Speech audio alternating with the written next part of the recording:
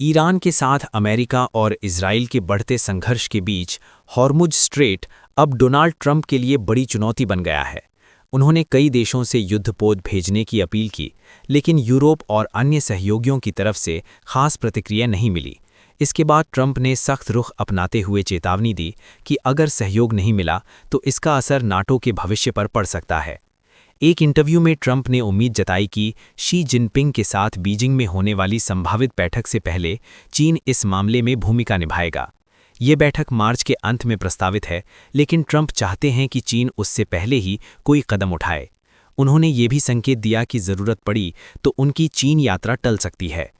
Trump की ये टिप्पणी उस अपील के बाद आई जिसमें उन्होंने चीन, ऑस्ट्रेलिया, फ्रांस, जापान, दक्षिण कोरिया और ब्रिटेन से मिलकर हॉर्मुज स्ट्रेट को खोलने के लिए सहयोग मांगा था।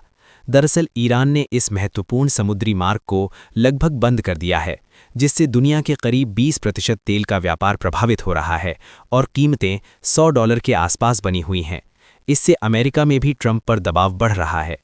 ट्रंप का कहना है कि यूरोप और चीन खाड़ी के तेल पर काफ़ी निर्भर हैं, इसलिए उन्हें इस संकट में आगे आना चाहिए।